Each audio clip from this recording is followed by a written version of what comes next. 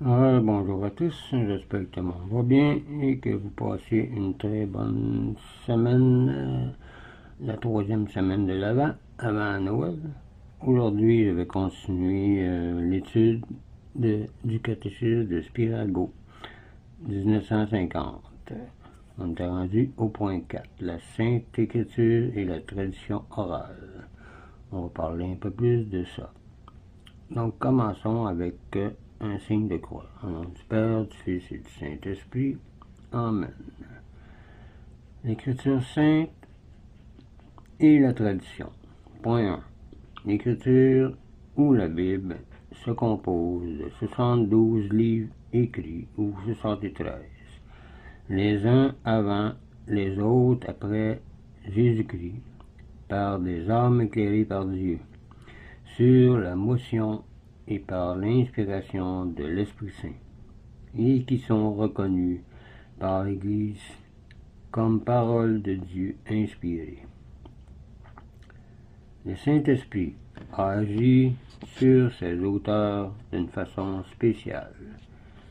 Il les a poussés à écrire et à les diriger et éclairer.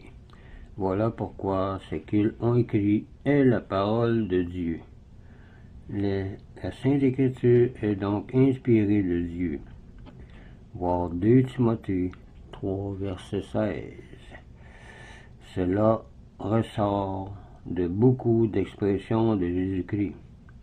Voir Matthieu 15, verset 3, ou Marc 12, verset 36, et des décisions des conciles.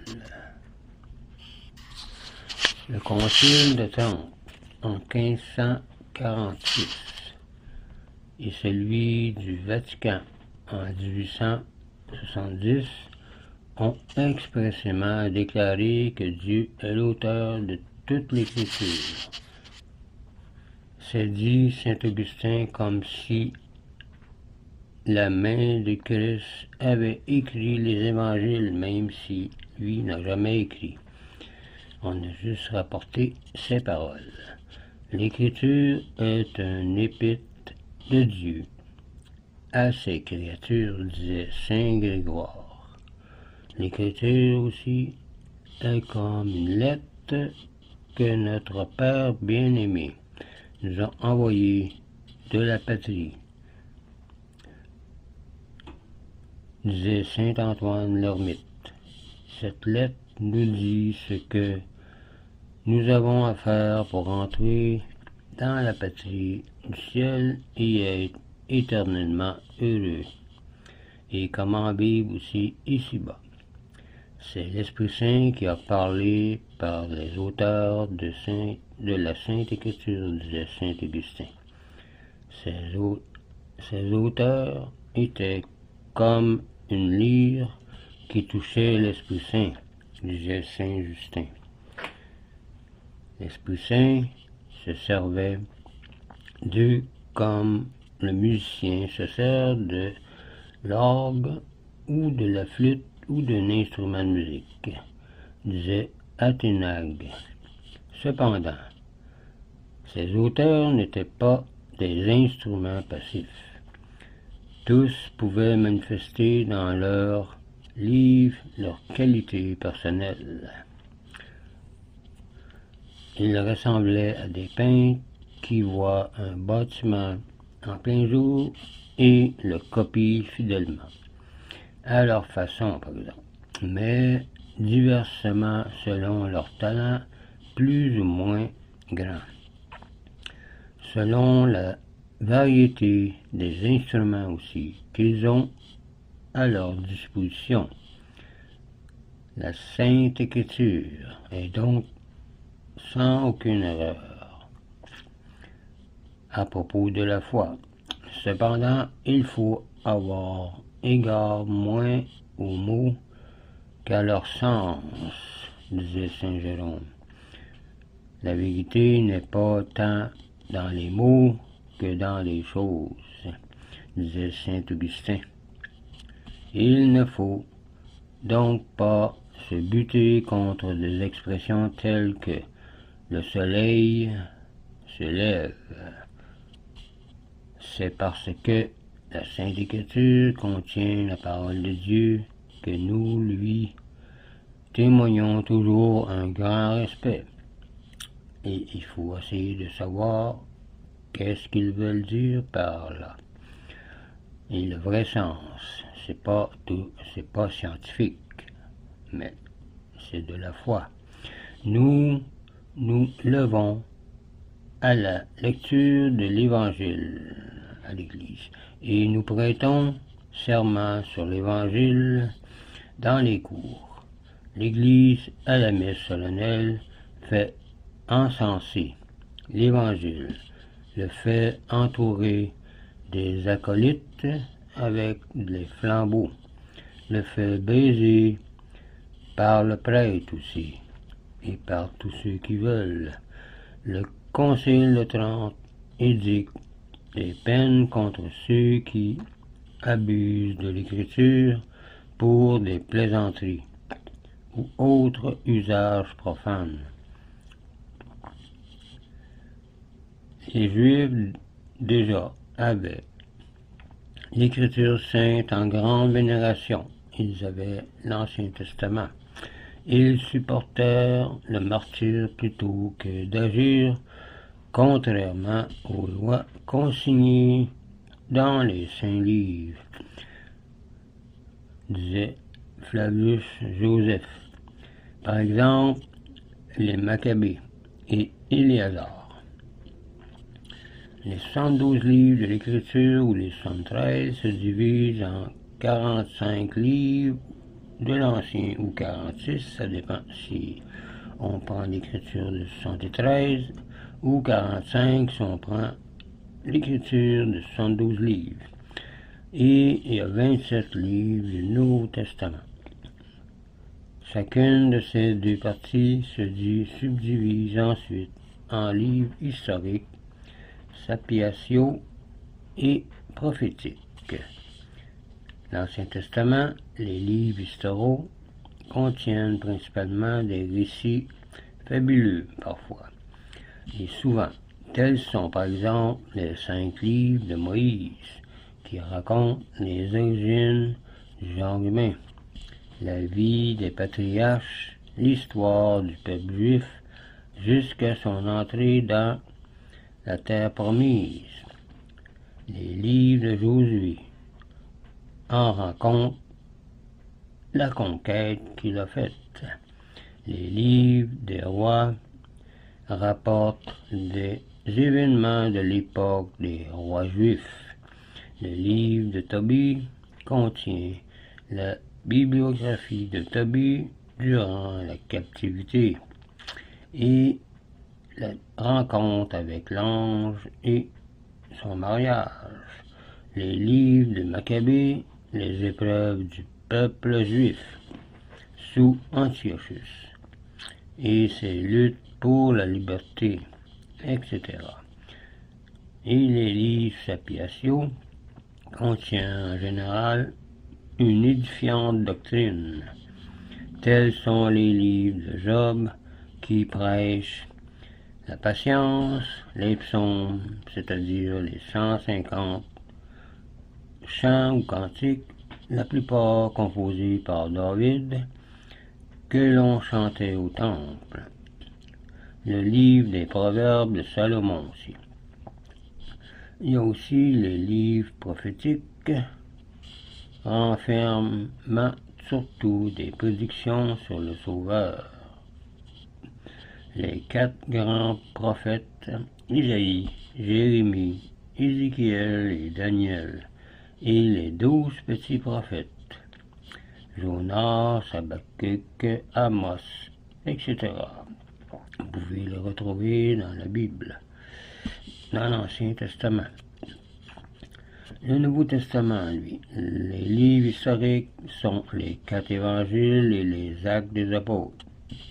Les livres sapiatio sont les 21 épîtres des apôtres, parmi lesquels 14 de Saint Paul, et les livres prophétiques, l'Apocalypse, Révélation de Saint Jean, qu'il écrivit durant son exil à l'île de Patmos. Ce livre est très difficile à comprendre et décrit les destinées de l'Église. Quant à la langue où ces livres ont été écrits, il faut remarquer que ceux antérieurs à Jésus-Christ furent la plupart écrits en hébreu. Ceux postérieurs à Jésus-Christ, après Jésus, ça veut dire la plupart en grec. Une traduction latine de l'écriture, soigneusement revue et corrigée par saint Jérôme sur l'ordre du pape vers 400, se répandit presque dans toute l'Église et s'appelle pour cela la Vulgate, c'est-à-dire la plus généralement répandue. Le Concile de Trente l'a déclaré la traduction authentique officielle du texte primitif de l'écriture du début. Les livres les plus importants de l'écriture sont, par exemple, les 4 évangiles de saint Matthieu, de saint Marc, de saint Luc, de saint Jean et les actes des apôtres de saint Luc.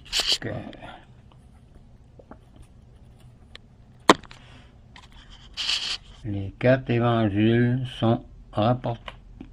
nous rapportent la vie et la doctrine de Jésus-Christ.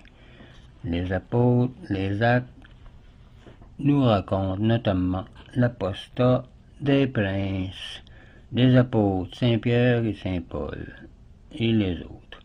Le nombre quaternaire des évangiles est un symbole des 4 points cardinaux, vers lequel doit être prêché l'évangile, disait saint Augustin. Les auteurs de l'évangile ne se nomment évangélistes. 2 d'entre eux étaient apôtres.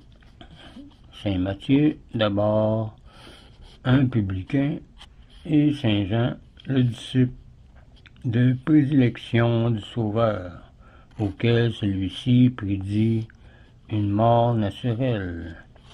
Il atteignit un âge très avancé et mourut évêque d'Éphèse. Saint Marc était le disciple de Saint Pierre. Saint Luc, d'abord médecin, était le compagnon de Saint Paul. Origine et but des évangiles. Saint Matthieu écrivit son évangile pour les Juifs de Palestine en hébreu. Quand il fut sur le point de quitter ce pays, il veut prouver que Jésus est le Messie attendu et cite à chaque instant les prophéties accomplies en Jésus-Christ. Saint Marc, lui, rédigea son évangile qui est court pour les fidèles de Rome. Il contient probablement un résumé de récits de Saint Pierre, Saint Marc. Saint Marc représente Jésus-Christ comme Fils de Dieu. Saint Luc, lui, composa son évangile pour un noble romain, Théophile, afin de l'instruire sur la vie et les enseignements de Jésus-Christ. Son livre est sans doute un résumé des discours de saint Paul. Nous devons à saint Luc ce que nous savons de la vie de la Sainte Vierge et les plus belles paraboles de notre Seigneur. Les actes des apôtres aussi sont adressés à Théophile. Saint Jean, lui, écrivit son évangile étant très âgé pour prouver contre les hérétiques de son temps que Jésus-Christ est Dieu lui-même. Il rapporte surtout des discours du Christ qui font ressortir sa divinité. époque de la composition des évangiles maintenant. Les évangiles écrits virent probablement dans l'ordre où leurs livres sont dans la Bible. Saint Matthieu vers l'an 40, Saint Marc et Saint Luc quelques années avant, la ruine de Jérusalem, c'est-à-dire avant 70, et Saint Jean vers l'an 90. Mais ils ne furent réunis en un livre qu'au second siècle, avec les conciles. Ce serait tout pour aujourd'hui, parce qu'il y a beaucoup de matière sur ce sujet. Donc, si je vais vous écrire un peu le texte que j'étudie avec vous, je dois avoir de la place. Donc, je vais arrêter ici. La prochaine fois, on va parler des caractères intrinsèques des évangiles, qui nous prouvent qu'ils sont écrits par des disciples de Jésus-Christ et qu'ils sont véridiques. On peut prouver par les copies, les traductions, les citations les plus anciennes que, durant le cours des siècles, rien n'y a été changé ou rajouté. C'est la preuve de l'authenticité, de la véracité, de l'intégrité des évangiles et des saintes écritures. C'est ce que nous verrons la prochaine fois. Donc je vous laisse là-dessus, je vous dis au revoir et union de prière.